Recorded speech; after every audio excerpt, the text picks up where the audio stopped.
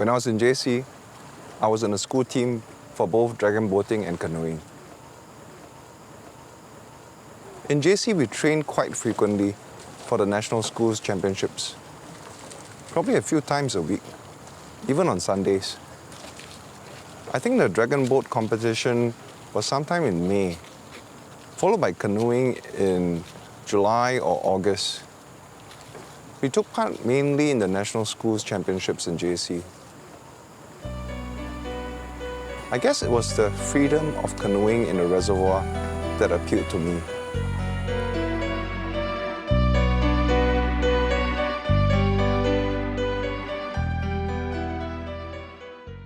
The accident happened on September 11, 1994.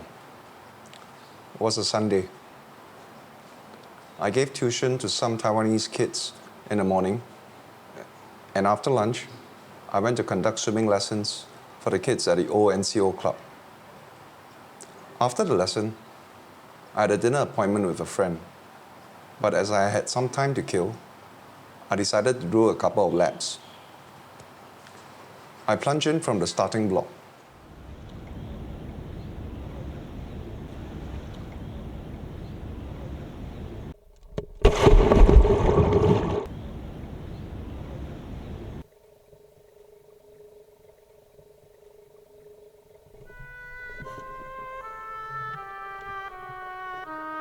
The next thing I knew, I remember tasting blood and losing control of my limbs.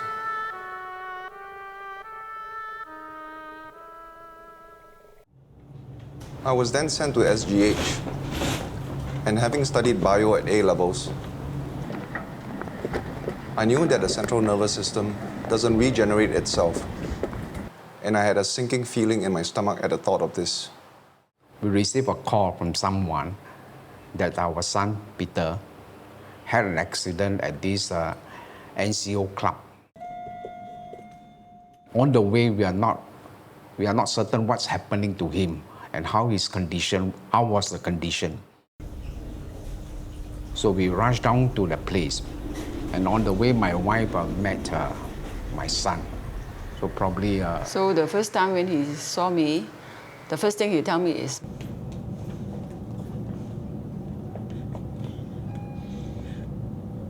I'm sorry, Mom. I'm sorry, Mom. Mom, I'm very sorry. That was the first time he told me.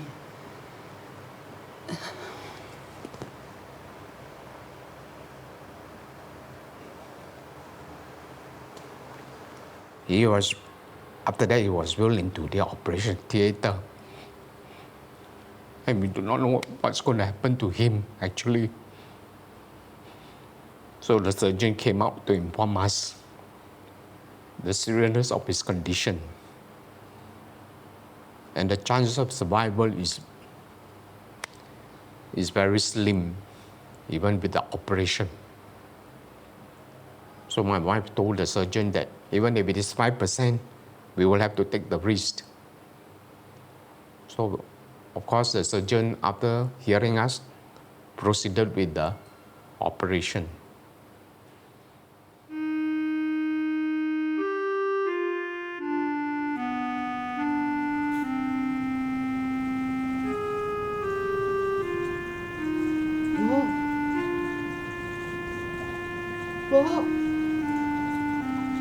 I only have a vague recollection of my first night in the hospital, as that was a long time ago, and it's not something I like to think about.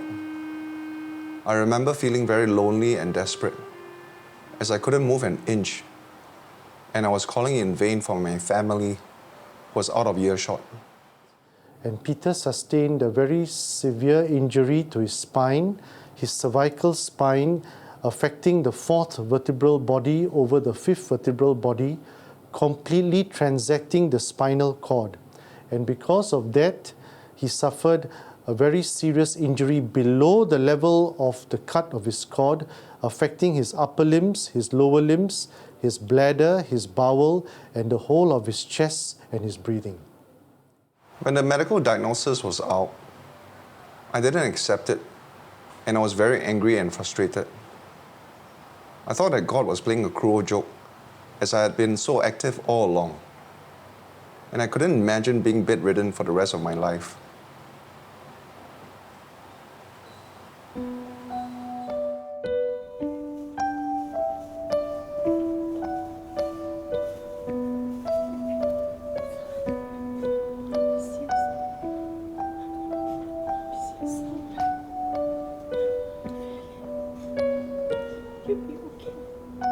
He cannot accept his condition.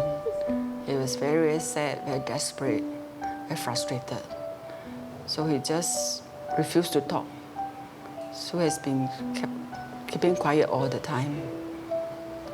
We understand because he cannot accept his condition because he's so young at the age, at that time, you know.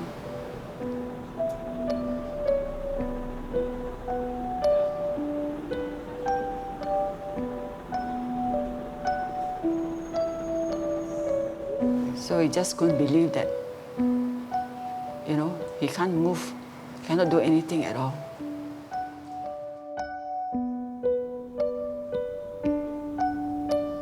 In fact, we have been with him all the time. No, we never leave him alone at all, because during his rehab, they are short of nurses.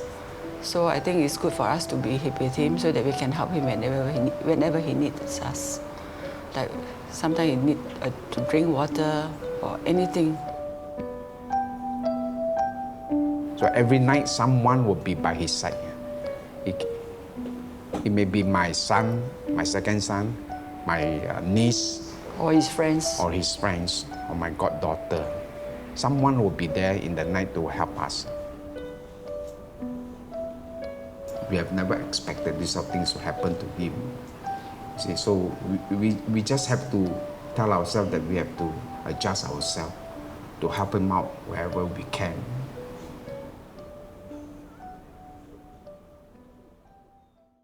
In those dark days, I was very fortunate to have the love, support, and encouragement of family and friends. There were even a couple of strangers who heard about my predicament and offered their help, and we became friends after that. One of them is my godsister. As I wasn't sleeping well at night, my godsister, my brother, and a couple of my cousins even took turns to accompany me at night. All these things made life a little easier. After my condition stabilized, I was transferred to the Tan Tock Seng Rehab Unit at Ang Mo Kio Community Hospital for rehab. During one of my physio sessions, Gilbert came by to chat as he had heard about my accident. He had a similar accident years ago and had adapted to life subsequently. He wanted to help me get back on track.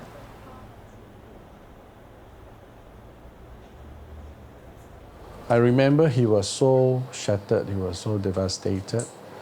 He like didn't know what was really happening. He was so lost. But I remembered turning him away initially, as I still couldn't accept my condition.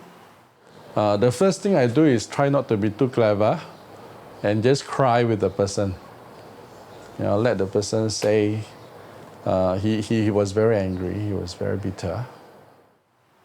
It was only later, when he was warded for bed sores, that I got to know him better. So I sort of let him know that it's not a dead end. You know, it's difficult. You need to cry. In fact, you have to cry. It takes courage to cry. That's why I told the Japanese when I was there to give talks, I say, it takes courage to cry.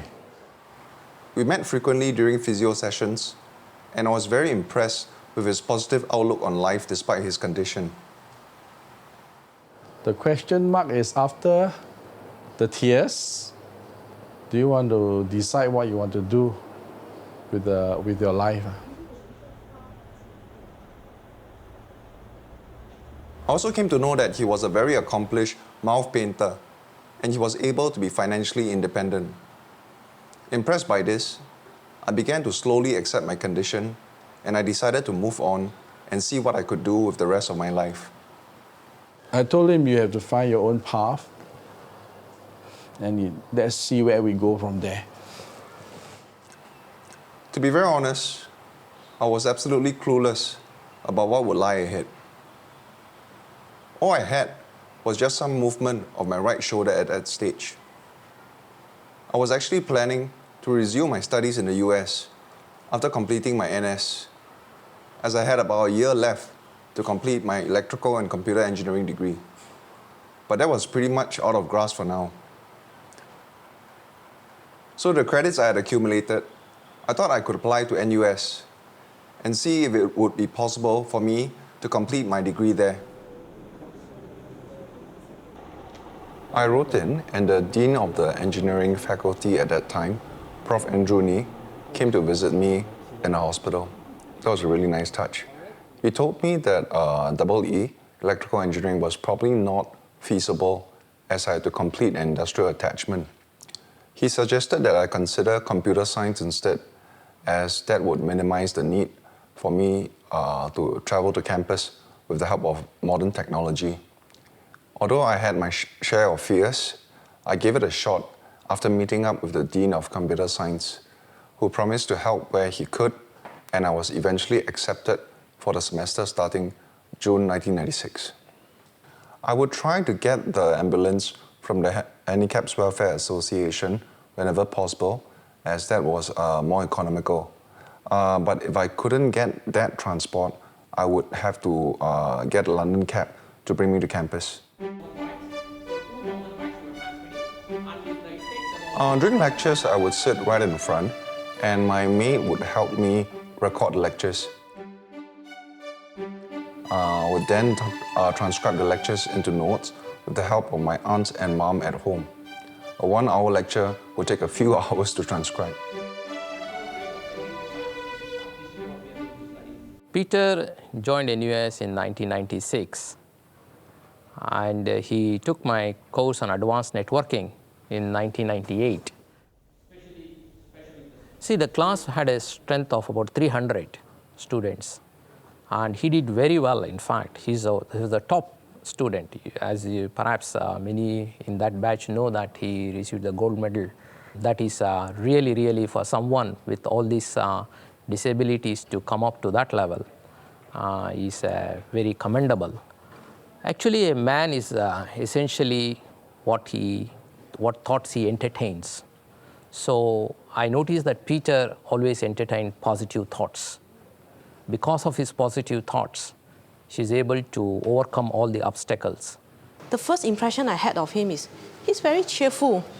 He actually smiled to me. To me, that's a very pleasant surprise, because my impression of people like him is they were shy off, but he didn't. So we strike off a conversation very easily.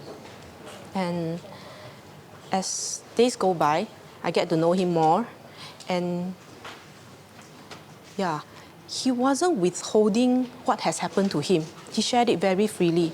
That enabled me to befriend him even more.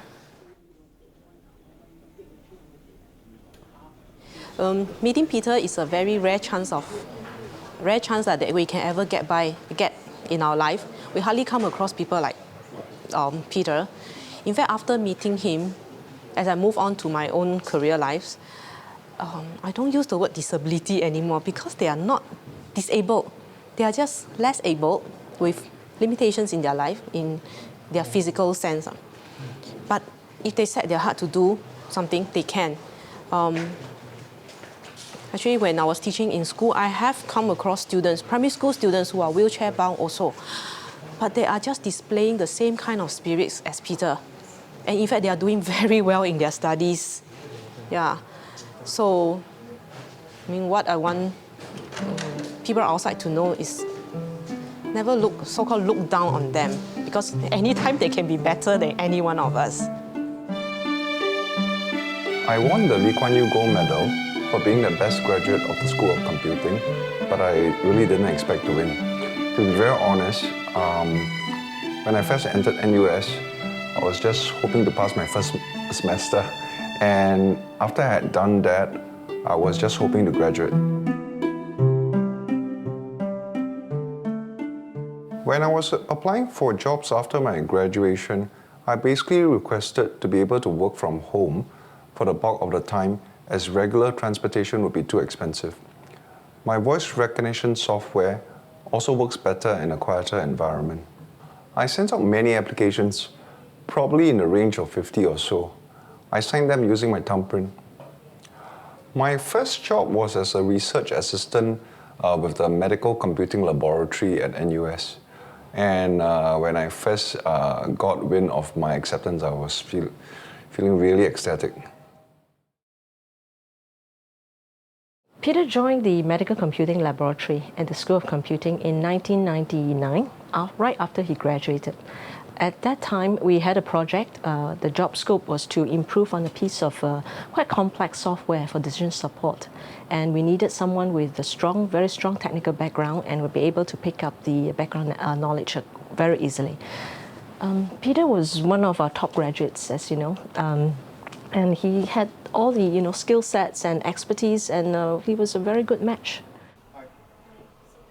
He has been actually a great inspiration for myself and also for the many generations of students whom I have worked with, because I have always been telling his stories to my students as well, whether they have special conditions or not, to excel and never give up in life.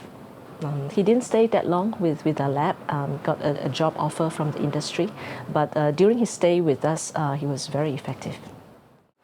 I'm working in the Group Strategic Marketing and Communications Department in DBS. Come June, I would have been with the bank for 5 years. I'm responsible for doing what's required to enhance the bank's corporate reputation and differentiate the bank through online channels. The bank offers me the flexibility to work from home most of the time, although I do go to office for meetings, probably around once or twice a week on the average.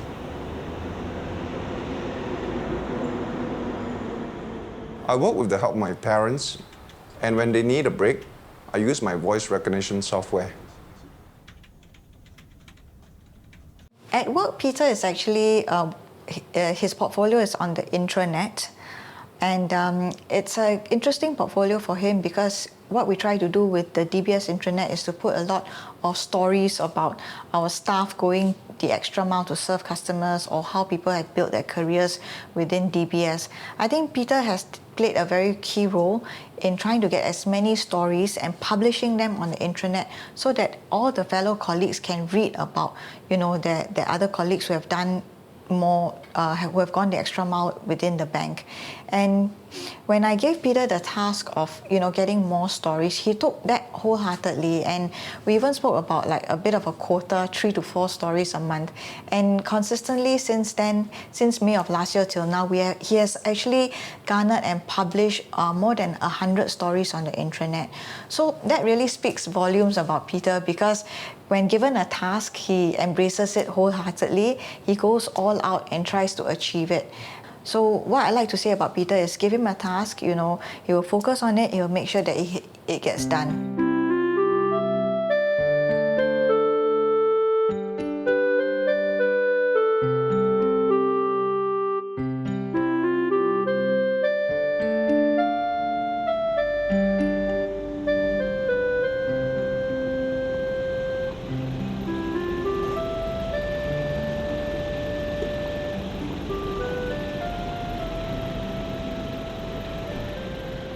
Of course, we are very happy that he can be financially independent. With what he's doing, it's also good that he has something to, keep himself occupied. In fact, when he went to office, a lot of people also, feel that he's really somebody, with his condition, he's still able to work in this way and then able to be financially self-sustainable. I would never have been able to come this far without the love, care, and support of family and friends, especially my parents, my brother, my uncle, and 2 aunts who brought me up. I owe everything to them.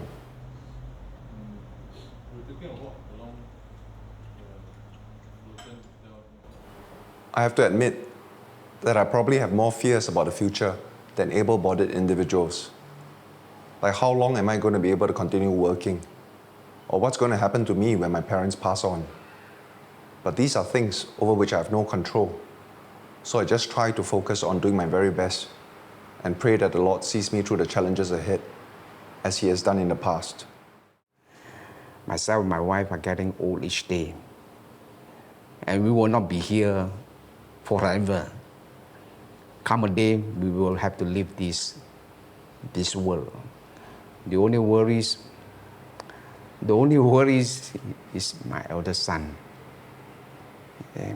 So, of course, my second son,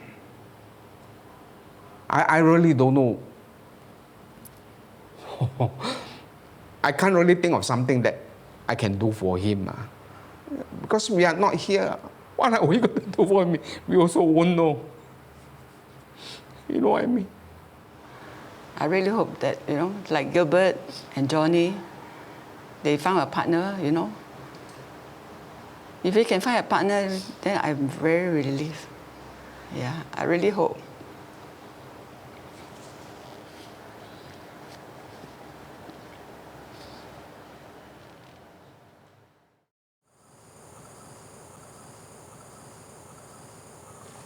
There was a time when I feared the break of a day. But tomorrow will always come. And you can never change that. What you can change is the way you position yourself to embrace it. My name is Peter, and I hope my story has inspired you to carry on.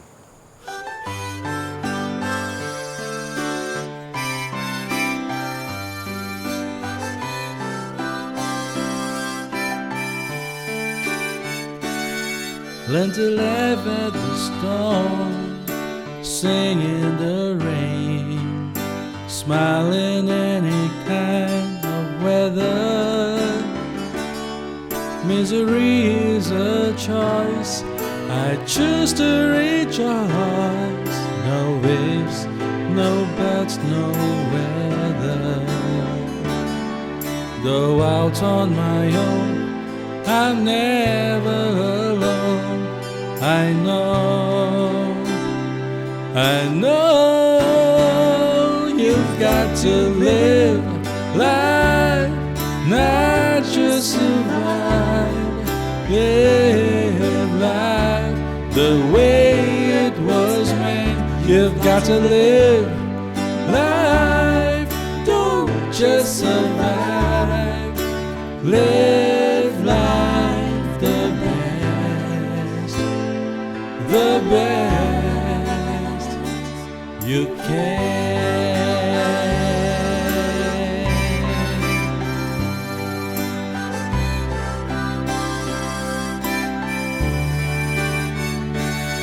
One resigned to my fate, all destiny's gate.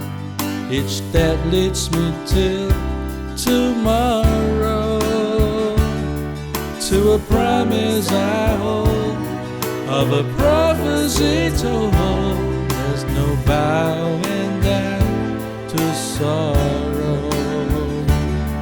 I look to the heavens with a prayer in my heart. I'll grow. You've got to live life, not just survive. Live life the way it was meant. You've got to live life, don't just survive. Live life the best you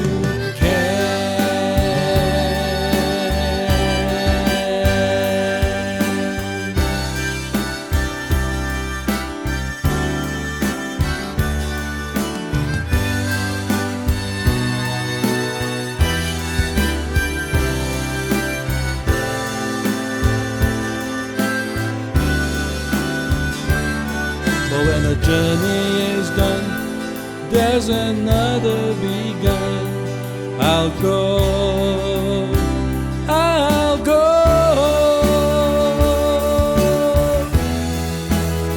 You've got to live life, not just survive. Live life right there and then. You've got to live life,